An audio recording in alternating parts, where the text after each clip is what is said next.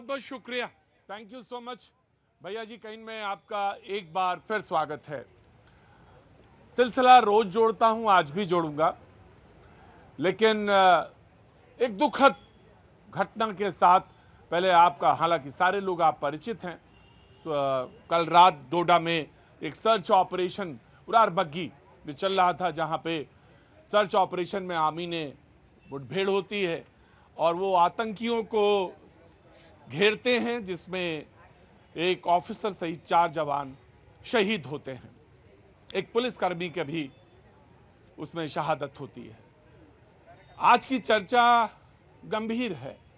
गंभीर इस मायने में है कि लोगों ने कहा कि 78 दिन में, सिर्फ 78 दिन में ये 11वां ऑपरेशन है या 11वीं ऐसी घटना जो उन्होंने अंजाम दिया है, आतंकियों ने अंजाम दिया है, ऑपरेशन नहीं। इस पर बातचीत का आज सिलसिला रहेगा कि आखिर क्या वजह है। वजह बहुत सारे लोग बता रहे हैं, बहुत सारी वजह हैं। हो सकती है कि जो हमारे पड़ोसी मुल्क हैं वो हमको इंगेज करते हैं, या तो चाइना और या पाकिस्तान, जिससे वजह से हमारा जो जम्मू डिवीज़न है वहाँ पे लोगों ने कहा कि थोड़ी सी हमारी फोर्सेस जो हैं एम्प्लॉयड जो थी वो कम हुई, लिहाजा उसकी वजह से ये हो सकता है। किसी ने कहा कि नहीं, ये तो वजह है, साथ में दूसरी भी है जो स्लीपर सेल्स हैं वो। किसी ने कहा नहीं, जम्मू पे नहीं हुआ था, 2 दशकों से कुछ नहीं था, बहुत शांत इलाका रहा जम्मू, वहाँ पे इस तरह की वारदात होना, क्या इस बात का क्या द्योतक है? बोले इस बात का ये भी हो सकता है क्योंकि हाई अलर्ट रहता है कश्मीर वैली में, लिहाजा यहाँ पे आतंकियों घटना को अंजाम देके वहाँ फिर कोई कैडर खड़ा करना चाहें या कैडर खड़ा करना चाहते हैं। ऐसा भी हो सकता है कश्मीर वैली में, क्योंकि 370 के बाद का जो माहौल है उसको मद्देनजर आज इस पर बातचीत होगी। और जो आपकी बातचीत, हालांकि इस पर बहस नहीं होगी, कोई बहस इस पर हो ही नहीं सकती। सर्वोच्च परम गति जो है वो शहादत है, इससे ऊपर तो कुछ नहीं है। हम पहले नमन करते हैं, सैल्यूट करते हैं उनके परिवार को, शोक संतप्त। जी गुप्ता जी, इससे बड़ा कुछ नहीं हो सकता। आप देश के लिए, इस मुल्क के लिए शहीद हो जाएं, इससे बड़ी कोई बात नहीं। लेकिन हाँ, परिवार में जो एक रिक्तता, एक परिवार में जो एक कमी जो होती है, उसको तो कमी तो पूरी नहीं की जा सकती। लेकिन ये लगातार जो हमले हो रहे हैं उसके पीछे की वजह क्या हो सकती है? डीजीपी का एक बयान बहुत इंपॉर्टेंट है, बहुत महत्वपूर्ण भी है, और उन्होंने कहा कि ये पीछे एक राजनीतिक दल, और वो राजनीतिक दल जिसने एक तरफ तो हमने नए आतंकियों को गिराया, मारा, लेकिन कहीं ना कहीं जो रिक्रूटमेंट्स थे या उनको जो पश्चे देने का काम है वो लगातार चलता रहा। तो ये भी एक बहुत महत्वपूर्ण पहलू है जिस पे बातचीत जरूर होनी चाहिए। डिबेट का जैसा नियम है, डिबेट का जैसा कायदा है, कानून है, यहाँ पे जो लोग तमाम सारे आते हैं वो अपनी बात कहने के लिए भी आते हैं, अपनी बात भी कहते हैं और अपनी बहस में हिस्सा भी लेते हैं।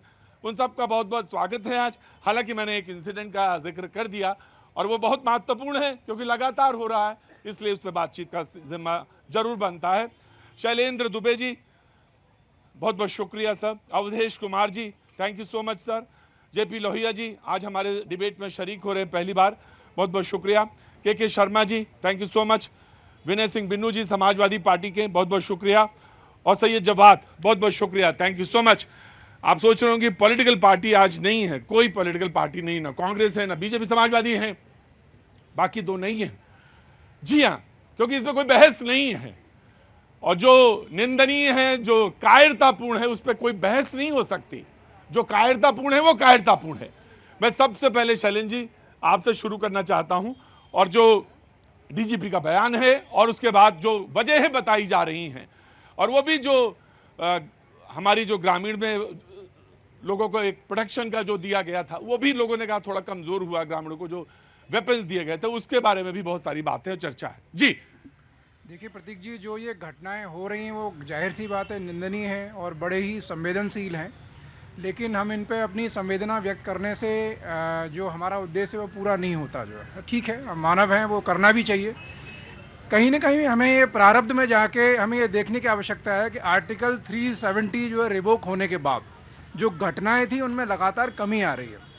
परफेक्शन ये आ जाए कि एकदम बिल्कुल बंद हो जाए, ऐसा संभव नहीं है, लेकिन पहले के तुलना में काफ़ी जो है उसमें जो फ़र्क आ रहा है। और ये आमतौर पर देखा जाता है कि जब कभी आप किसी भी ग्रे एरिया को कंट्रोल करने का प्रयास करते हैं तो रिटेलिएशन होती है। और जम्मू जैसा कि आपने अपनी बातचीत में कहा कि जम्मू तुलनात्मक जो कश्मीर वैली के कम जो सेंसिटिव है, तो जाहिर सी बात 90 के दौर में 2000 के आसपास बड़े इंसिडेंट्स थे वहां पे, लेकिन इधर 2 दशक से बिल्कुल मामला शांत था।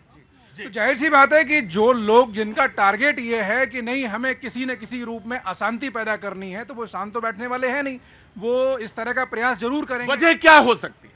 वजह मिलीजुली मैं कहूँगा, हाइब्रिड कहूँगा, क्योंकि देखिए क्या है कि कहीं ना कहीं किसी भी देश के अंदर, प्रदेश के अंदर, जब तक वहाँ के लोगों का उनको जो है कुछ न कुछ जो है समर्थन नहीं होगा, तब तक ये इस तरह बड़े लेवल पे ये चीज़ें नहीं हो सकती। जी ठीक है, मैंने एक ओपनिंग रिमार्क लिया। जनता की तरफ से जो जुड़ना चाहेंगे वो हाथ उठाएंगे, मैं उनके पास आऊंगा। जी शैलेश जी, जनाब अली, अवधेश जी। देखिए, ये देश के लिए दुख की घड़ी है, लेकिन मुझे पहले उनकी माँ और पिता पर गर्व है, ब्रजेश थापा की, क्योंकि माँ से जब पत्रकारों ने पूछा तो उन्होंने कहा कि मेरा बेटा सेना में जाना चाहता है, देश के लिए वो बलिदान हुआ है, इस पर मुझे गर्व है। ये सामान्य विषय नहीं है, बिल्कुल सामान्य। इसलिए, और पिता ने भी यही कहा और वो तस्वीरें चल रही हैं, तो ये उनके लिए भी एक संदेश है कि भारत में लोग अपने देश की रक्षा के लिए बलिदान होंगे, और होंगे तो हमारे देश के कि उसके परिवार को उसके लिए गम नहीं होता है, तो आपसे लड़ा जाएगा। मैं बात करने के पहले देखिए, जम्मू कश्मीर इस समय जो है वो आपने कभी कल्पना की थी कि आप भैया जी कहीं मैं लाल चौक से कर लूंगा? कभी नहीं सोचा, नहीं था। सपने में, मेरा तो एक सपना था कि मैं वहां शो करने जाऊं। 5 अगस्त 2019 के पहले और उसके बाद का जम्मू कश्मीर जिस ढंग से बदला है, वहां हमने कभी कल्पना नहीं थी कि 15 अगस्त, हमने अपने जीवन में जो देखा है कि 15 अगस्त और 26 जनवरी को लाल चौक पर इस ढंग से कार्यक्रम होंगे और हो रहे हैं शानदार तरीके से। सैकड़ों मंदिर वहां खुल गए हैं, उत्सव मनाए जाने लगे, यहां तक कि मुहर्रम के जुलूस मुसलमानों के नहीं निकलते थे वो भी निकलने लगे हैं। 55-56%, 60% के आसपास जगह जगह वोटिंग होने लगी है।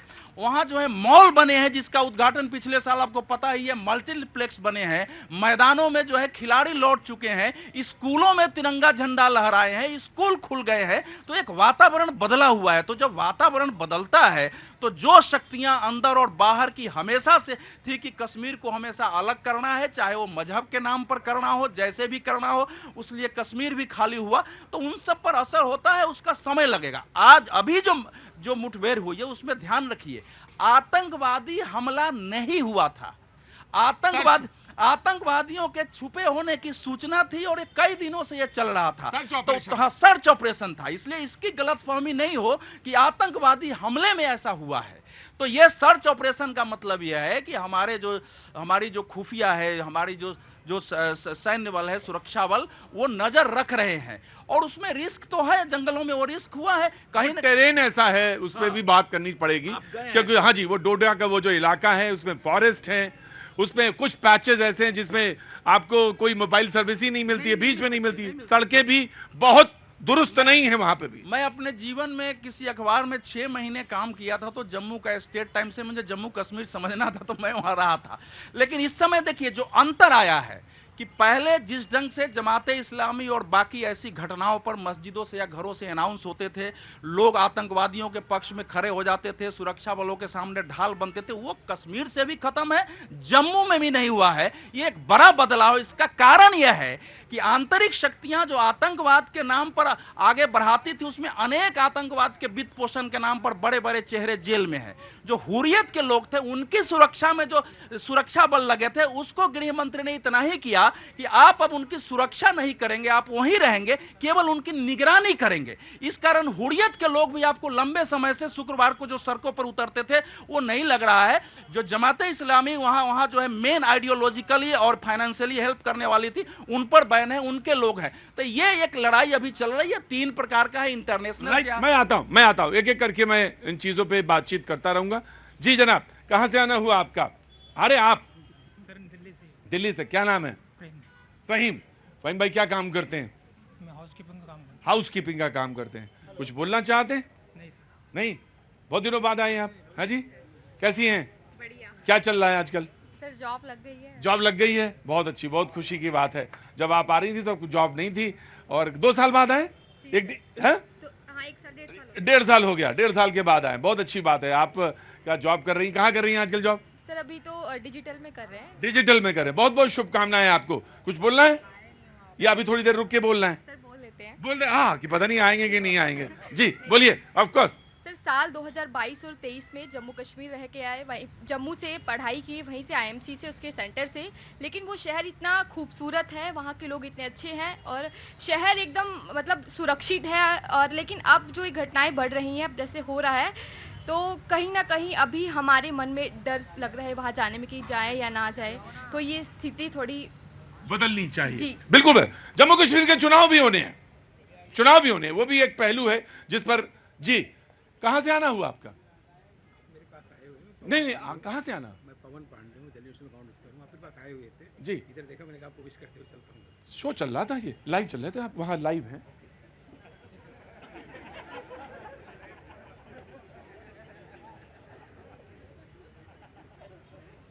जी जनाब आली। प्रतीक भाई, पहले तो देश की सेना को और वीर सपूतों को मेरा बहुत बहुत सलाम, और ऐसी माओं को सलाम जो ऐसे वीर सपूत पैदा करती हैं, जो देश के लिए सरहदों पे अपनी कुर्बानी देने से हिचकिचाते भी नहीं है इस देश की रक्षा करने। बेशक बेशक। पहले तो उन सबको सलाम। बेशक। और दूसरी बात कहना चाहता हूं कि जब से 2016 के अंदर माननीय प्रधानमंत्री जी ने नोटबंदी करी थी और ये कहा गया था कि आतंकवाद के ऊपर चोट होकर आतंकवाद की कमर टूट गई, तो मुझे लगता है कि मेरी देश की पॉलिटिकल पार्टियों की ये बहुत बड़ी वीकनेस है कि निरंतर घटनाएं होती चली जा रही हैं और जवाबदेही नहीं तय करी जा रही है। क्या सेना के प्रति इतने भी भारतीय जनता पार्टी के लोग आज तो आए नहीं है? मैं इस पर सियासत नहीं करना चाहता, लेकिन अफसोस ये होता है क्योंकि सियासत के अंदर सेना का दुरुपयोग करना वो भारतीय जनता पार्टी ने स्टार्ट करा। जब हमारे देश में पुलवामा होता है तो आदरणीय प्रधानमंत्री जी जो है वोट मांगने पहुंच जाते हैं। क्या ये राजनीतिकरण नहीं था सेना का? और ये सवाल नहीं पूछना चाहिए। और सुनिए, उसके बाद जब धारा 370 हटाई गई तब ये कहा गया कि हमने आतंकवाद पर और कश्मीर के मुद्दे पर पाकिस्तान को मुंहतोड़ जवाब दे दिया। तो आज ये सवाल नहीं पूछना चाहिए। इन लगभग 7.5 सालों के अंदर जितनी घटनाएं हुई हैं, आप मनमोहन सिंह का कार्यकाल भी उठा करके देख लीजिए कि कश्मीर में आतंकवाद थमा था या नहीं थमा था। आदरणीय प्रधानमंत्री जी की जब से सरकार आई है तब से देख लीजिए कि हमारे वीर जवानों की मैंने आपका पॉइंट ऑफ व्यू ले लिया, मैंने आपका पॉइंट ऑफ व्यू ले लिया।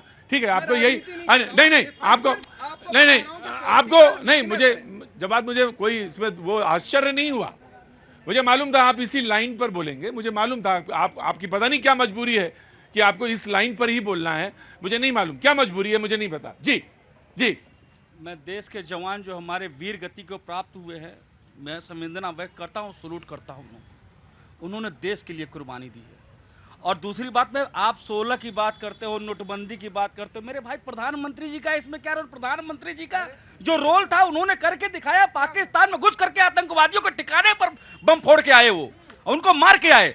और दूसरी बात मैं कहना चाहता हूँ, ये जो आए दिन हिंदुस्तान में, कभी बिहार में, कभी कश्मीर में जो फिलिस्तीन का झंडा लहराया जाता है, देश विरोधी ताकतें संसद में जाकर के, एक हमारे देश के सांसद हैं, वो शर्म आनी चाहिए उनको, वो जाकर के जय फिलिस्तीन कहते हैं। तो इसका मतलब क्या है? भारत, आजाद भारत में और भारत के संसद में जाकर के जय फिलिस्तीन कहते हैं, उस पर ये इंडी गठबंधन के लोग मौन रहते हैं साहब।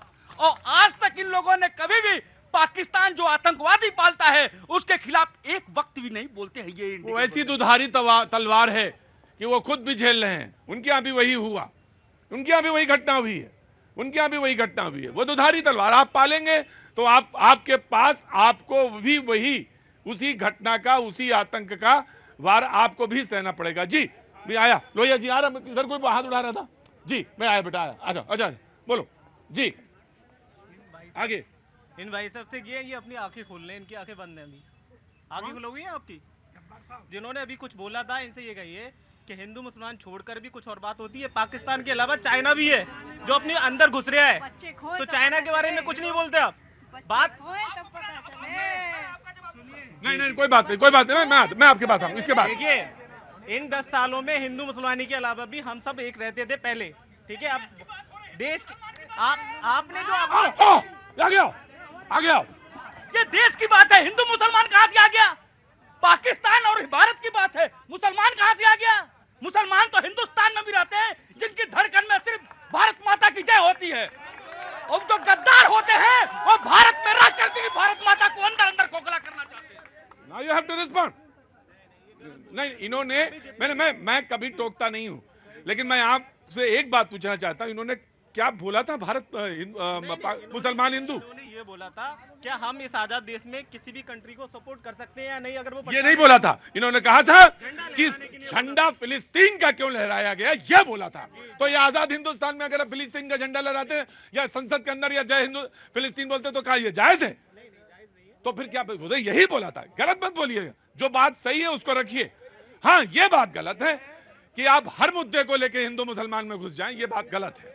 लेकिन जो बोला, स्टेटमेंट बोला, उस स्टेटमेंट में कहीं कमी हो तो मुझे बताइएगा जी, बहुत ध्यान से सुन रहा हूं जी। क्या नाम साहब? राजेंद्र कुमार वर्मा।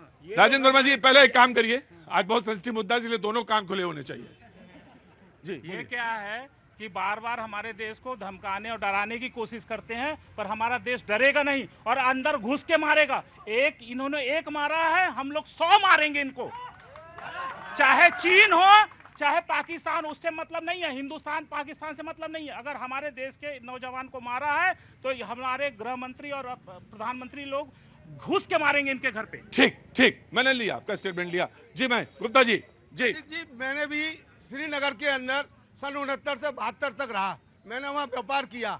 ये जो काम हो रहे हैं, वहाँ की जो रिहायशी पब्लिक है उनकी मदद से हो रहे हैं। उनकी मदद, जो उनके रिहायशी हैं उनके ऊपर भी निगरानी। सारे तो नहीं कहे जा सकते, सारे नहीं, लेकिन और नहीं अब बहुत सीमित हो सकता। मैं स्लीपर सेल्स की ये बात को, इस बात से इंकार नहीं, क्योंकि मैंने तो वजहों में बताया, लेकिन मैं ये कह दूं कि सारे तो यही नहीं, बहुत सारे। और अमीरा कदर चौक पे मैंने उस समय गोली चलते हुए, बहुत सारे से नहीं, मतलब कम कुछ लोग हो सकते हैं फिरका परस्त। मैं वहाँ 2 रात को किसी जगह मंदिर के अंदर रहा, 2 रात मैंने अपनी बिताई वहाँ पर सन 71। लेकिन अब जाइए आप, अब होके आइए। अब व्यापार नहीं करता। लोगों ने कहा कि बहुत सारे रीजन हैं, बहुत सारे रीजन है। अब आप व्यापार नहीं करते, जब व्यापार करना चाहिए तब नहीं कर रहे। वहां से अब करना चाहिए आपको व्यापार। एक उसूल है कि यहाँ से जो माल भेजा जाता है, अगर उनको पसंद नहीं आता तो वो रख लेते हैं, वापस नहीं आने देते। अच्छा, ये व्यापार का वो आपसी आपका मसला है, उसमें मैं नहीं बोलूंगा, व्यापार के नियम अपने होते हैं।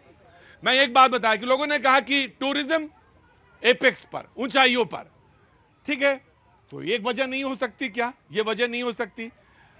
स्टोन पेल्टिंग जो फेंका जाता था, ईंटें, वो नहीं हो रही, इंसिडेंट्स नहीं हो रहे, स्ट्राइक्स नहीं हो रही हैं, तो क्या ये वजह नहीं है कि कहीं ना कहीं कोई ना कोई इंसिडेंट शुरू करो और उसको डिस्टर्ब करो? तो ये वजह बताई जा रही जी। ये वजह नहीं हो सकती क्योंकि श्रीनगर में कोई स्टोन पेल्टिंग का नहीं हो रही है। जाने वाले टूरिस्ट, जाने वाले श्रीनगर लगातार जा रहे हैं, स्ट्राइक नहीं हो रही है वैली में। तो लोगों ने कहा कि कहीं ना कहीं ये भी एक वजह हो सकती है जो जम्मू डिवीजन में हो रहा है। प्रतीक भाई, पहले तो मैं आपके माध्यम से अपने उन वीर शहीदों को नमन करता हूं, उनको श्रद्धांजलि देता हूं जी। और जो बात अब चल रही है, देखिए प्रदीप भाई, अभी भाई ने बात रखी प्रधानमंत्री के लिए की बात, बहुत सारी बातें की, लेकिन इनको ये समझना चाहिए जो अलगाववादी वहां पर बैठे थे, जिनके ऊपर हजारों करोड़ रुपया सरकारें खर्च करती थी, आज वो समाप्त हो गई। ये सोचना चाहिए इन लोगों को, वो किसने खत्म करी है। सबसे बड़ी बात प्रतीक जी मैं आपको बताना चाहता हूं, जो घर के जो जयचंद बैठे हैं, जो घर के भेदी बैठे हैं, उनको समाप्त करने में प्रतीक भाई थोड़ा समय लगेगा। और निश्चित तौर पर मैं आपके माध्यम से कह रहा हूं, वो समय दूर नहीं जब यह देश का प्रधानमंत्री इन सब का सफाया करने की तैयारी में बैठा है। मैं बता रहा हूं, बहुत से साथियों को पाकिस्तान का नाम लेते ही चिढ़ लग जाती है, क्यों लग जाती है भाई। एक समय प्रतीक भाई ऐसा होता था, सरोजनी नगर मार्केट में बम फूट रहे होते थे, कनॉट प्लेस में बम फूट रहे होते थे और लाउड स्पीकर पे सुनाई देता था, ध्यान से देखिए, किसी बैग को हाथ में लगाइए, टिफिन को हाथ में लगाइए। आज कम से कम ये देश उस आजादी में जी रहा है। आज वो चीज नहीं है। और समझना पड़ेगा मेरे भाई आपको, ये जो सरकार है ना, ये वो सरकार है जिससे आप जवाब मांगते हो, और ये वो सेना है जिससे आप प्रमाण मांगते हो, और ये वो सेना है जो घर में घुस के मारती है। मैं आया, ठीक है, मैं आ रहा, just give me a second, मैं जी क्या नाम हो गया आपका? त्रिलोक जी, बोलिए त्रिलोक। कश्मीर के अंदर पहले बहुत अलगाववादी संगठन थे और हैं, अभी भी कुछ बचे होंगे उसमें, लेकिन उसमें एक कांग्रेस के ही नेता गिलानी साहब थे, जो क्या नाम है अलगाववादी के जो संगठन के जो नेता अलगाववादी, उनमें गिलानी जी थे। हुर्रियत जी। तो गिलानी से जो पाकिस्तान की तरफ जो हमदर्दी रहती है, कश्मीर के अंदर आतंकवाद फैलाने में उनका ज्यादा से ज्यादा रोल रहता है, उनसे रहता था जी। और उनके हाँ जी। कांग्रेस के नेता मणिशंकर अय्यर वो उनसे मिलके आते हैं। विनोद बंसल जो पत्रकार थे वो भी उनके साथ मिलके आते हैं, और वो ये कहते हैं हम सरकार की तरफ से नहीं आए, अपने पैसा खर्च करके आए हैं। ठीक, मैंने सुना। देखिए मैं पत्रकारिता वाली बात मैं दे दूंगा। देखिए मैं दे दूंगा, दोनों हिस्सों पे बात होती है। वो आते थे, मैं दे दूंगा, एक लाइन दे दूंगा, लेकिन आराम से जी। भाई अब यहाँ पर बात हुई है तो ईमानदारी से मुझे लगता है कि मुझे अपना पक्ष रखना पड़ेगा, और देश का भी पक्ष जो है ईमानदारी से हमेशा रखा करिए। नहीं बिल्कुल रखता हूँ। हाँ। अब आप बताइए कि पाकिस्तान के अंदर जाकर के जिना की मजार पे कसीदे कौन लोग पढ़ करके आते हैं? जब इस देश के अंदर पठानकोट होता है, आईएसआई को कौन बुलाते हैं? आप बताइए, बगैर क्लियरेंस लिए पाकिस्तान के अंदर जा करके नवाज शरीफ के लिए, उनकी मां के लिए मलियाबादी आम और शॉल लेकर के कौन जाते हैं? आप बताइए कि जम्मू और कश्मीर के अंदर जिन्होंने आतंकवादी को टिकट देकर के भारतीय जनता पार्टी ने दिया, कौन लोग हैं? आईएसआई के लिए जासूसी करते हुए Bharatiya Janata party IT cell के लोग पकड़े जाते हैं, कौन है? क्या भारतीय जनता पार्टी से सवाल का जवाब नहीं मांगना चाहिए? बिल्कुल मांगना चाहिए, मांग लीजिए, बिल्कुल मांगिए। आपका काम है मांगना, आप बिल्कुल मांगेंगे। लेकिन एक बात बताइए, अगर हम जाते हैं, आपको मलिहाबादी आम भेजते हैं, तो कहीं ना कहीं हमारी ये सदस्यता है, इसको कमजोरी ना मान लेना।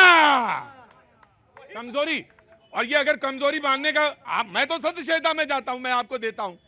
और अगर सदस्य मैंने किसी प्रधानमंत्री का नाम नहीं लिया,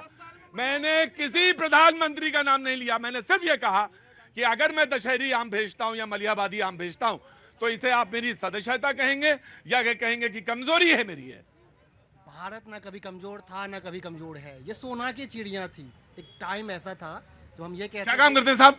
सर मेरा नाम अमर है। अमर। हाँ, और भारत वो देश है जहाँ पे लोग सदियों से अमर होने के लिए पैदा होता है।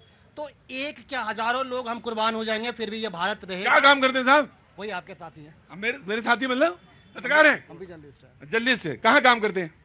न्यूज़ नेशन में। अच्छा, बहुत अच्छी बात है, बहुत बढ़िया बात है, टेलीविजन में ही है। जी रुको, इन्होंने कहा, हर चीज का जवाब नहीं देते इन्होंने हैं। कहा मोदी जी पाकिस्तान गए, मैं इनको बताना चाहता हूं, मेरी बात सुनिए, मैं तो कह रहा हूं भैया, वो पाकिस्तान गए और भारत हमेशा कहता रहा कि आतंकवाद, एक मिनट भाई साहब बोलने दो, भारत हमें, अरे यार बोलने नहीं देंगे,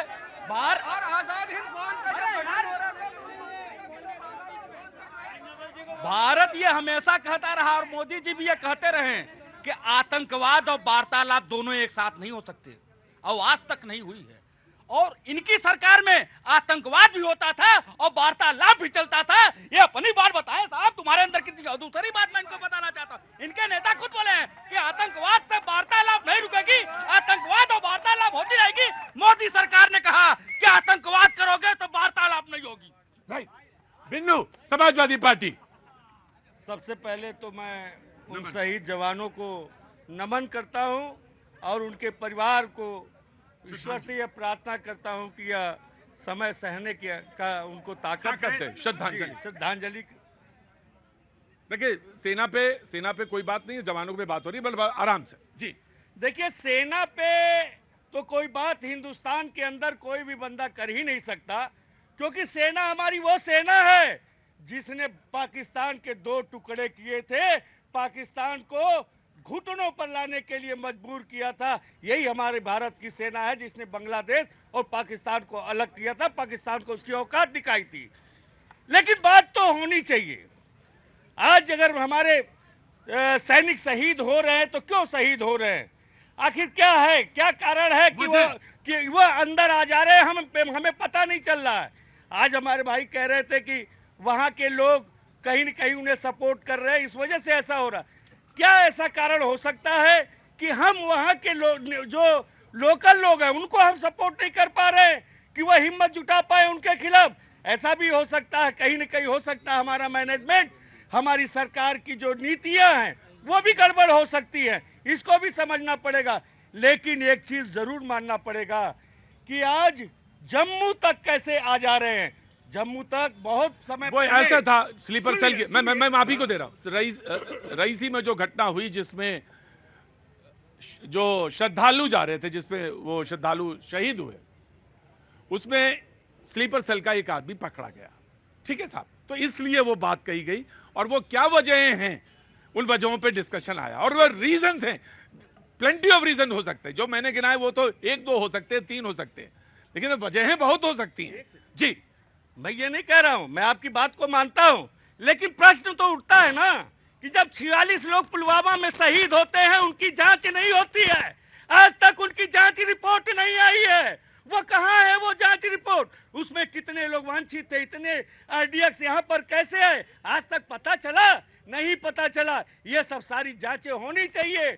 हमारे देश के अंदर इस तरह के अवांछनीय लोग कौन? आप बात कर रहे थे वहाँ के हुर्रियत और अलगाववादियों की, अरे भूल जाते हैं जब अलगाववादियों को अब गले लगाते हैं और गलबैया खेलते हैं, सरकार बनाते हैं और कहते हैं कि हम अलगाववादियों को जानते नहीं। अरे शर्म आती है।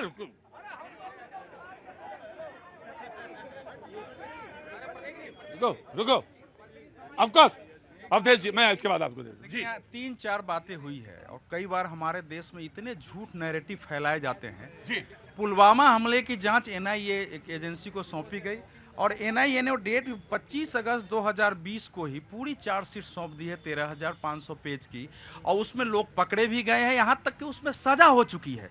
तो इस देश में ना, आप एक पत्रकार को बोल रहे थे ना, इस देश में हमारे यहाँ एक लुटियंस मीडिया रहा है जिसको कुछ लोग खान मार्केट गैंग कहता है, मैं भी उसमें, तो उसके लिए हमारे आपके जैसे लोग जर्नलिस्ट नहीं रहे हैं। देश के बारे में झूठ फैलाने वाले लोग जो हैं, दूसरी बात कह रहा हूँ कि जो पुलवामा पर्सपेक्टिव हो सकता है, वो भी लिख रहे हैं, वो भी लिख रहे हैं, ये भी लिख रहे हैं। नहीं, पर्सपेक्टिव नहीं है। मैं अभी आप आएंगे तो इस समय जो ट्रंप पर जो गोली चली है उसके पीछे क्या कारण है? भारत और अमेरिका दोनों की एक समान सिचुएशन है इस मामले में, आंतरिक राजनीति को लेकर के उस पर बोलने के बजाय मैं अभी ये दूसरी बात पर आ रहा हूं। इस समय भारत दुनिया में ऐसा देश बन के उभरा है जो अब देशों से विनती नहीं करता है कि हमको आतंकवादी सौंपो। पाकिस्तान में सुनिए, वांछित आतंकवादियों की सूची रोज घटती जा रही है। अभी पिछले महीने ही पुलवामा हमले का जो मुख्य मास्टरमाइंड था, जो पहले सेना में था, 4 लोग गए, घर में छुपा हुआ था, गाड़ी से उतरे, उसको बुलाया, गाड़ी पर बैठाया, 2 किलोमीटर आगे जाके गोली मार दिया कि तुमने पुलवामा में किया था। सरकार अभी तक पकड़ नहीं पाई है। ऐसे सुनो, देखो ये बीच में बोल, सुनो, मैं तुम्हारे बीच में नहीं बोला। जब बात ऐसा है, अरे तुम अपना काउंटर नहीं, ये फैक्ट भाई, मैं ऐसे बात नहीं करता, मैं इसमें करता नहीं, आप हमको जानते हो, आप अपनी बात कहना। इस समय पाकिस्तान में 25 ऐसे वांछित आतंकवादी जिसके बारे में केवल विनती की जाती थी, ऐसे ही मारे गए हैं। पाकिस्तान सरकार कह रही है कि इसमें भारत की भूमिका है, सरकार की है या नहीं है, लेकिन देश में एक राष्ट्रवाद का जो ये भाव पैदा हुआ है कि ये गुप्ता जी स्विट्जरलैंड से वैष्णव आदमी जो मांस मछली भी नहीं खाते हैं, वो अमेरिका पहुंच गए कि पन्नू को छोड़ूंगा नहीं, मार दूंगा, वो जेल भुगत रहे हैं। सुनिए, कनाडा का प्राइम मिनिस्टर संसद में बयान दे रहा है कि भारत मरवा रहा है। उसके 2 दिन बाद उसके संसद के 2 किलोमीटर के अंदर, जो आपको याद होगा कनिष्का विस्फोट का जो एक वांछित था, उसको बीच सड़क पर गोली मार दी जाती है और कनाडा का प्राइम मिनिस्टर मुंह देखता रहता है। तो ये भारत वो भारत अब नहीं है, ये बदला हुआ भारत है। इसलिए अमेरिका को भी प्रॉब्लम है, पश्चिम देशों को प्रॉब्लम है। तो ये अब भारत को समझने की जरूरत है। मैं दे दूंगा आराम से। के जी जनाब, क्या नाम है? My name is Abhilash. Abhilash कहाँ से आना हुआ? Good evening, sir. I will speak in English. No problem. Sir, India have 29 states and 9 union territories. And first of all, I want to say that there are some state governments that is supporting the IS terrorists and jihadis in India itself. That is from South India and North India. Even many other states governments are supporting IS terrorists and jihadis. First of all, India is God's own. State governments. Some state governments are supporting IS terrorists, and they. But you have to give proof. There's You proof. cannot allege them. Yeah, there is proof. I can submit proof in any other. Okay, Supreme Court or so wherever. carry on quickly. Second thing, we have 29 states, 9 union territories to ensure. What do you want to say? So we ensure 29 states and 9 union territories to be under the Indian Union must be declared. And second thing, if any country want or any state want to remove from India, we don't ensure good climate. That's the bottom line. My name is Kalki. That's the bottom line. कल्कि I got it नहीं ये देश पूरा एक है, मुल्क है, ऐसे अलग कोई नहीं हो सकता। जरा इनको देखिए, इसके बाद चलें जी आपको। जी मैं सबसे बड़ी ये बात बताता हूँ, जो देश में जो ये आतंकवादी जो हमला हो रहा है और इसमें जवान जो शहीद हो रहे हैं उनको तो सलाम तो करना ही चाहिए। साथ में आज जो हम यहाँ सुरक्षित है, चाहे वो लाल चौक पे हम भैया जी कहीं का प्रोग्राम कर रहे हैं, वो जवान की वजह से हो रहा है। और जवान का जो सबसे ज़्यादा इंपॉर्टेंस है, आज क्रिकेट मैच होता है उसमें हम 125 करोड़ 200 करोड़ रुपया जिस तरह से खिलाड़ियों को बांटते हैं, बट असली जो हीरो है देश का वो जवान है। और जवान का कहीं ना कहीं दरकिनार किया जाता है उसके परिवार को। आज हम उनको एक मेडल दे देते हैं और मेडल देके उनके परिवार का स्थिति क्या है वो हम उसको देखने तक नहीं जाते। ऐसे कितने जवान हैं जो शहीद हुए, उनके परिवार रोजगार के लिए परेशान है, उनके परेशान है, उनके एजुकेशन के लिए परेशान है। उस परिवार का क्या जिसने शहीद हुआ, सिर्फ एक मेडल देके हम उनको चाहिए। रुको भाई, आराम से रुको। मैंने एक परिवार का नाम बताइए आप, जो जवान के साथ क्या हुआ, एक परिवार का नाम बताइए। झूठ बोलते हो आप, एक परिवार का नाम बताइए जिस परिवार के साथ भारत सरकार ने आपने क्या किया था जवानों के साथ। जो जवानों को गली का गुंडा बोले वो जवान के ऊपर बात करते हैं, शर्म आनी चाहिए। इस देश के जवानों को गली का गुंडा बोलते हैं। मेरी एक बात सुनिए, शर्मा जी, मेरी एक बात सुनिए, शर्मा जी और उपाध्याय जी दोनों लोग बहुत ध्यान से। ये डिबेट चौराहे पे होती है, इसका मतलब ये नहीं कि आप सेना को बीच में खेलने का या सेना को बीच में ले आए और इस तरह से बहस करें, ये कोई मतलब नहीं। बहुत संवेदनशील मुद्दा है। मैं शर्मा जी आपसे एक बात कहना चाहता हूं। जी मैं दे दूंगा आपको, मैं एक बात कह लूं फिर आपके पास आ जाता हूं। मैंने एक बात आपसे कहना चाहता हूं, आप कह देते एक मेडल दे देते हैं। भैया शर्मा, वो मेडल जो है ना, जिसको आप कह देते एक मेडल भर दे देते हैं, परिवार की पुश्तों बीत जाएं, तब वो अगर वो यहां लग जाए और ये इसका ऋण जरा सा, शर्मा मैं आ रहा हूं, ये शर्मा जी जरा से संवेदनशील होइए बहस में। ये जो यहां पे लग जाता है ना, हालांकि बड़ा दुखद है साहब, परमवीर चक्र मिले, महावीर चक्र मिले, कीर्ति चक्र मिले, बड़ा लगता है जब जवान खोता है तो लगता है कि गया, चला गया। उस माँ से पूछो, उस पत्नी से पूछो, वो बताएगी। लेकिन जब वो यहां लगता है ना किसी के, तो पता चलता कि पुश्तें तर जाती हैं, तर। मैं अपनी बता रहा हूं, क्योंकि मैं तो एक हिंदू हूं और हिंदू के नाते हम ये बात कह सकता हूं कि हमारे यहां सबसे बड़ी चीज मानी जाती है तर जाना। वो तर जाती है, एक वो व्यक्ति नहीं, उसके परिवार की पुश्तों की पुश्तें तर जाती हैं। और इस देश का एक जरा सा ऋण जो है ना, और मैं ये भी जानता हूं, और मैं महत्वपूर्ण बात कहने जा रहा हूं कि देशभक्ति सिर्फ वही नहीं है, वो भी एक है। और जो मामूली सा नीम के पेड़ के नीचे बैठता है मोची और आपके जूतों की पॉलिश करता है, वो भी देशभक्त है, वो अपना काम कर रहा है।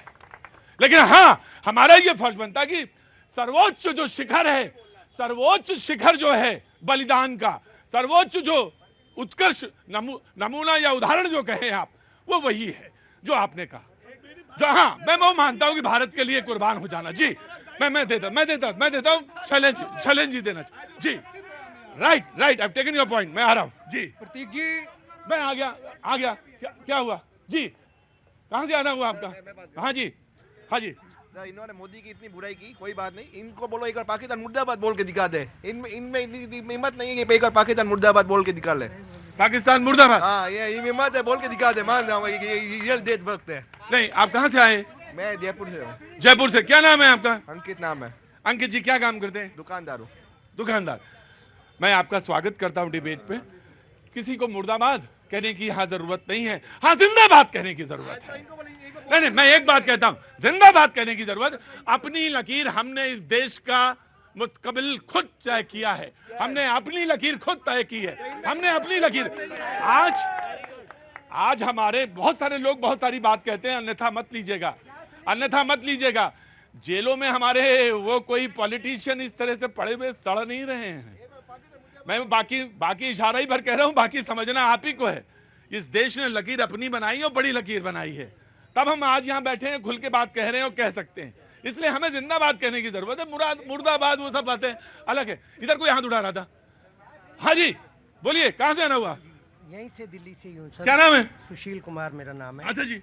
मैं कहता हूँ कि जैसे चाइना को गुलवान में हमने लाल आंखें दिखाई और उसको रोका, पूरा छाती तान के खड़े हो गए। अब चाइना को भी ये नहीं लग रहा कि भाई उसने जो ट्रूप आए थे वो जम्मू के एरिया से आए थे, क्योंकि जम्मू का एरिया बिल्कुल शांत था। और अब उसने वो यही कहा जा रहा है कि गलवान की घटना के बाद कुछ शिफ्ट हमारी बटालियंस जो हैं वो गई, तो वो एक बात इस पॉइंट के साथ डिस्कस। जी Shailendra ji, I am sorry. Prateek ji, मुझे बड़ा आश्चर्य होता है, हम भारतीय ना मतलब काफी इमोशनल हैं, लेकिन उसके साथ में कमिटमेंट और जो प्रोफेशनल्स की हमारे अंदर कमी है वो मैं मान सकता हूँ। और निंदक नेरे राखी आंगन कुटी छवाएं, मैं प्रूव कर देता हूँ। हाँ जी। आजादी के बाद हमें 72 वर्ष लग गए धारा 370 और अनुच्छेद 35 को हटाने में। अब उससे फर्क क्या आया वो जरा समझने की आवश्यकता है। लोग कहते हैं क्या हो गया, अरे 2022 का ये सरकारी आंकड़ा है 1.88 CR, मतलब 1,88,00,000 जो पर्यटक जाते हैं वहां पे, जहाँ पर्यटन के लिए इतना बड़ा स्कोप है, नंबर 1। दूसरा, हम अपने नक्शे में देखते थे कश्मीर जो मस्तिष्क की तरह दिखाई देता था, लेकिन बाकी राज्यों के लोग वहां जमीन नहीं खरीद सकते थे। तो वो उसी तरह का उदाहरण है कि एक भूमि का टुकड़ा मेरे नाम पे है लेकिन कब्जा किसी और का है। मैं बड़ा खुश होता हूं कि ये जगह मेरी है, जगह मेरी है, कब्जेदार कोई और बैठा है। तो वो किस तरह की ओनरशिप है, वो था कश्मीर का उदाहरण। उसका जब ये 370 हटता है तो अभी वहां पे इन्वेस्टमेंट के तौर पे पहली जो है UAE की पहली कंपनी आती है, MR ग्रुप आता है, 500 करोड़ का निवेश करता है। आने वाले समय में 10,000 नौकरियां डेवलप हो रही हैं। तो क्या ये वेलकम करने वाली चीजें नहीं है? और यही ऐसे स्टेप्स हैं जो आपको आने वाले समय में। शैलेंद्र जी, मैं बताऊं आपसे, ये तो आप इकोनॉमिक्स और डेटा ये तो समझाते रहिए, लेकिन हम आम लोग जो हैं इस रस्सी के उस पार वाले खड़े हुए लोग बस एक ही बात जानते हैं कि ये एहसास ही बहुत काफी होता है हमारे लिए कि अब हम खुली हवा में जा सकते हैं। ये बहुत बड़ी चीज है। इसको मैंने कल किसी ने कुछ कहा था तो मैंने कहा था कि हमारी पुश्तों के चार पर बाबा कैनॉट प्लेस में आने में डरते थे, वो रेस इसलिए क्योंकि अंग्रेजों के शासन थे। लेकिन आज हम खुले हवा में आते हैं तो वो कोई फर्क है, इसको महसूस किया जाता है। जी जी, ऑफ कोर्स। एक उदाहरण देते हैं, तमाम लोग जो आते हैं मुझे बड़ा आश्चर्य होता है, चाइना का एग्जांपल देते हैं। अरे पूर्व में हम सबको पता है चाइना के साथ हमारा युद्ध होता है और हम क्या मान के चलते हैं, किसी भी युद्ध में विवाद का कारण क्या है, चाहे पाकिस्तान हो, चाहे चाइना हो या अन्य देश हो, जितने भी सीमावर्ती देश हैं, भूमि है ना विवाद का कारण। चाइना के साथ ऑफिशियली स्टेटमेंट देते हैं पार्लियामेंट के अंदर, 42,000 वर्ग किलोमीटर से ज्यादा की जमीन आपने चाइना को दे दी। जो है तो आप जीते या हारे, राइट, ये फैक्ट है कि नहीं है? जो है जी, समाजवादी पार्टी।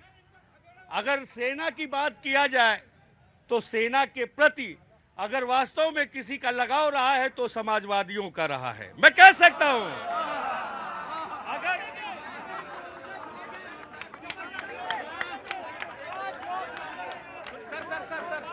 नमस्ते, कहां से आना हुआ?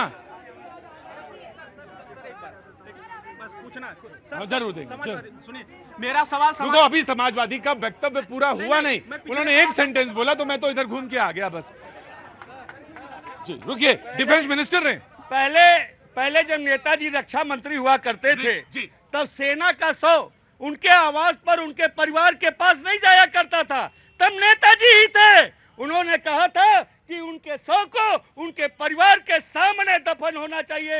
यह समाजवादी विचारधारा है, यह समाजवादी विचारधारा है जो चंद्रशेखर आजाद का हुआ करता था। वह समाजवादी विचारधारा है जो भगत सिंह का हुआ करता था। वो समाजवादी विचारधारा नहीं है जो सत्ता के लिए हम शहादत पे भी वोट मांगते रहे, जैसे पुलवामा पे प्रधानमंत्री ने मांगा है। देश के जवानों के लिए अगर कोई काम किया है तो मैं कहता हूं देशवासी गवाह हैं। भारतीय जनता पार्टी ने किया है। देश के जवानों को पत्थर मारा जाता था कश्मीर में, पत्थर मारा जाता था। बंद रहिए आप चुप रहिए, चुप रहिए। पत्थर मारने वालों के साथ खड़े हैं ये और बात करते हैं कि जवानों के लिए काम किया है। चुप रहिए। आराम मैं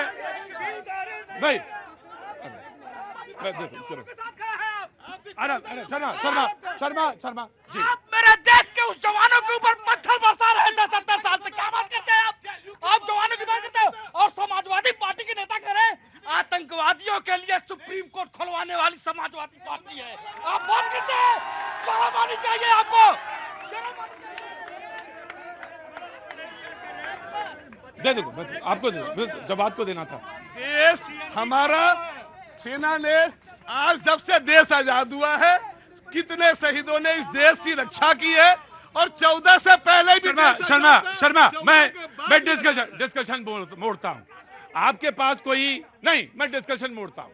ये तरीका नहीं है कि सेना को या जवान को यहाँ पे इस तरह से लेके आए। ये कोई मतलब भी नहीं, ना मकसद है, और ना किसी का मकसद होना चाहिए।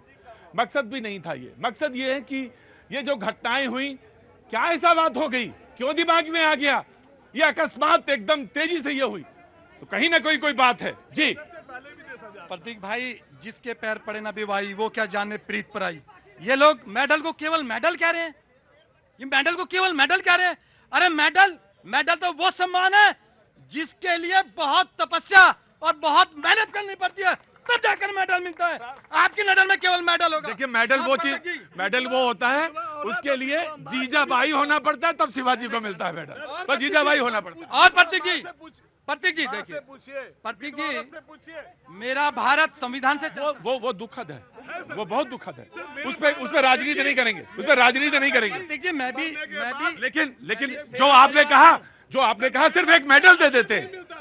जी छोड़िए प्रदीप जी, नौकरी नहीं मिलती। अरे भाई प्रतीक जी, दोनों चीज जरूरी है। सारे कंपनसेशन है, सारी चीजें।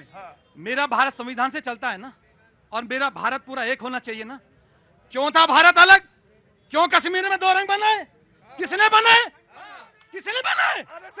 आज 370 हटने के बाद, 370 हटने के बाद आज कितने राष्ट्रीय अध्यक्षों की बैठक उसी कश्मीर में होती है, जिस कश्मीर में वो आतंकवादी पलते थे, और जिनके लिए आप उनके सहयोग में खड़े होते थे। जी, मेरे इस डिबेट में of course I will give you 10 seconds end of course I will give you जवाब। आप डिबेट के सबसे पुराने आने वाले लोगों में से हैं। मुझे इस बात का बहुत अफसोस और बहुत दुख हुआ कि किसी ने यह कहा कि मेडल से नौकरी नहीं मिलती, मेडल से ये नहीं होता, मेडल से ये नहीं होता। मैं आपको बताऊं शर्मा जी, अभी थोड़े दिन पहले कीर्ति चक्र मिले। बहुत ध्यान से सुनिएगा मेरी बात, प्लीज बहुत ध्यान से सुनिएगा। मेरे साथ एक सज्जन आए, कहने लगे क्या मुझे वहां देखने भर की अनुमति मिल सकती है, पास मिल सकता है देखने के लिए? शर्मा, सिर्फ देखने के लिए। मैंने कहा क्यों? वो तो संभव ही नहीं है, वो पॉसिबल नहीं है राष्ट्रपति भवन, वो साधारण चीज नहीं है वहां एंट्री हो जाए। बोले आप क्योंकि पत्रकार हैं आप जा सकते। मैंने कहा मैं भी नहीं जा सकता। तो बोले जो जा सकते हैं वो, मैंने कहा वो जा सकते हैं, इनके पास पासेस हैं, वो जा सकते हैं। मैंने कहा क्यों उत्सुकता है? बोले मेरी एक जीवन में एक इच्छा है, बस इस दुनिया से जब 70 साल के हैं, इस दुनिया से जब मैं विदा हूं तो एक बार देख सकूं वो परिवार कौन होते हैं जिनके कंधे पे वो लगता, तमगा लगता, वो परिवार कैसे होते हैं। और तुम उसको सिर्फ तमगा भर कहते हो, सिर्फ तमगा। ना शर्मा, उसका गलत अर्थ निकला, उसका गलत अर्थ निकला, और आज मुझे बहुत दुख है, उसका गलत अर्थ निकला, बहुत गलत। अरे मैंने कहा जिस परिवार में एक शहीद पैदा हो जाता है उसकी पुश्तें तर जाती हैं। मैं हिंदू हूं, कम से कम ये मानता हूं। जी जनाब, समाजवादी पार्टी। मैं जब बोल रहा था तो कई लोग जो है, मैंने देखा हमारे मित्र अजीब सा चेहरा बनाए। मैं बता दूं, यह जज्बा कौन जानता है?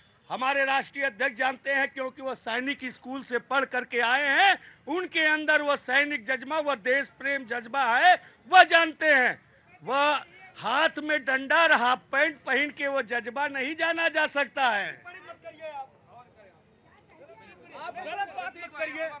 आरएसएस कोई राजनीतिक दल नहीं है कि उसके बारे में आप अभद्र भाषा बोलेंगे, ये सर गलत बात है। अब नहीं भैया, आप तो हमारे हॉस्टल के ही हैं ना? तो नाम नहीं लिया। नहीं, नाम नहीं लिया। मिर्ची तो नहीं, आपने कहा लग गई, फिर बोला मिर्ची लग गई। मैं ये बता रहा था, किसी ने कहा कि पाकिस्तान, यहां बोला था ना कोई, पाकिस्तान मुर्दाबाद और मोदी जी जिंदाबाद। मैंने कहा कि मोदी जी जिंदाबाद मुझे अच्छा लग रहा है। अपनी लकीर खुद खींचते हैं हम, हम उस मुल्क के रहने वाले हैं, बड़ी लकीर खींचते हैं, किसी को मुर्दाबाद कहने से हमें कोई वो नहीं पड़ता। आप ये बताओ, अपनी बात कह रहे थे, भारत की बात कह रहे थे, सेना की बात कह रहे थे, अपनी बात कहते जब छोटी पड़ गई तो दूसरे की बात में घुस गए आगे जाके। हाफ पैंट और डंडा ले आए तुम, हैं?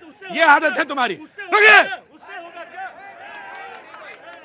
गलत आदमी, अपनी बात कहने तक के लिए जब आपको बैसाखी की जरूरत पड़ जाए तो आप अंदाजा लगाइए कि आपके पास कुछ कहने के लिए नहीं है, कुछ कहने के लिए नहीं है। नहीं, रुके जी। आपने बैसाखी का जिक्र कर दिया तो सरकार भी माफ करिएगा, 2 बैसाखियों के ऊपर है। ये आपके सोच की बात है, ये आपके सोच। प्री अलायंस, अगर इतने पढ़े लिखे हैं और डिबेट में आते हैं तो प्री अलायंस और आफ्टर अलायंस का फर्क जरूर जानते होंगे जी। तो आगे बढ़िए। अपनी बात कहने के लिए ये एक अजब ट्रेंड बना हुआ है डिबेट्स में कि अगर हमें बताना है कि भैया जी बड़े आदमी हैं तो राम सेवक को पहले छोटा कहो, जब राम सेवक छोटा हो जाएगा तो बड़े भैया अपने आप ही बड़े हो जाएंगे। ये कौन सी डिबेट का तरीका है? अपनी बात कहिए ना, डिबेट को उसी टॉपिक पे अपनी बात कहिए और अपने पॉइंट बताइए। और मैं साफ कहना चाहता हूं, ये मेरे लफ्ज नहीं है, भारतीय जनता पार्टी के खुद के गवर्नर सतपाल मलिक ने। मैं आपको एक बात बता रहा हूं, मेरी बात सुनिए, बहुत ध्यान से सुनिए। मैंने जब कहा यहां पे किसी ने कि मोदी जी जिंदाबाद, मैंने कहा एक बार नहीं 1000 बार कहिए मोदी जिंदाबाद। वो बोले पाकिस्तान मुर्दाबाद। बहुत सारे लोगों को समझ में नहीं आई होगी बात कि इन्होंने पाकिस्तान मुर्दाबाद क्यों मना किया। मैंने सिर्फ इसलिए मना किया कि उसको मरे हुए आदमी के अंदर बार बार ऑक्सीजन का क्या लगाएं कि तुम जी जाओ खड़े हो जाओ, जी जाओ खड़े हो जाओ। अरे जो हमें अपने से, हमारे अस्पताल में ऑक्सीजन है या नहीं ये मुझे पता करना है। हम मरे आदमी में क्यों परेशान हो रहे हैं? मुझे अपनी अर्थव्यवस्था से मतलब है, अपने देश से मतलब है, अपने प्रधानमंत्री से मतलब है। तो शिकायत है तो अपने से करिए। वो पाकिस्तान मुर्दाबाद देने क्या कहना, हम डिबेट कर रहे हैं ना जी। आया जी। हाँ नमस्ते सर। मैं आ गया, मैंने सुन लिया, आपका तर्क वही पुराना है जी। नमस्ते सर। नमस्ते, आपसे मिलने आए हम जी। बहुत बहुत शुक्रिया। कहाँ से आना हुआ? East of Kailash. East of Kailash से जी। बहुत बहुत भैया मैं आ गया। रुको, ये बोलने की बीमारी तुम्हारे भी लग गई है। नहीं, कोई जवाब नहीं देना। जब उनकी बात नहीं सुनी तो तुम जवाब क्या दोगे? तुम्हारे अंदर भी वही आदत है जी। कुछ कहना है? कुछ नहीं, बस आपसे मिलने आएंगे। अच्छा, बहुत अच्छी बात है, बहुत बढ़िया बात है जी। आइए। कहाँ से आए? मिर्जापुर से। हाँ जी, मिर्जापुर से। जय हो माँ भवानी। हाँ, जय हो माँ भवानी। अच्छा, इस मिर्जापुर पर ही थोड़ा सा मैं एक लाइन बोलना चाहूंगा कि मिर्जापुर की पहचान वेब सीरीज से नहीं है, माँ विंध्यवासिनी की वजह से है। कई जगह मैंने क्या बोला? मैंने बोला माँ जय हो माँ भवानी, यही बोला ना? हाँ जी। तो मैं, आप वही बात, अच्छी बातें कहिए डिबेट में, अपने आप ही पहचान बनेगी। आप बात ही शुरू करते हैं पाकिस्तान। अरे भाई, अपने देश की बातें करिए, अपने माटी की बात करिए, यहाँ शहादत की बात करिए।